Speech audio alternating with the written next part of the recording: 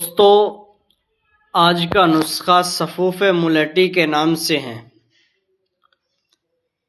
आपने लेना है सफ़ूफ़ मुलेठी 50 ग्राम, नौशादर 50 ग्राम, फिलफिल दराज 15 ग्राम और सत पुदीना 2 ग्राम। इतना बारीक पाउडर करे जितना कर सके और कपड़ छान कर ले। आप इसको 5 से 6 ग्राम तक सुबह और शाम हल्के गर्म पानी के साथ ले। नई और पुरानी खांसी के लिए बेहद मुफीद है। पहली खुराक से ही आराम मिलना शुरू हो जाता है। मज़ीद मालूमात के लिए हमारा चैनल ज़रूर सब्सक्राइब करें, फेसबुक को ज़रूर फॉलो करें।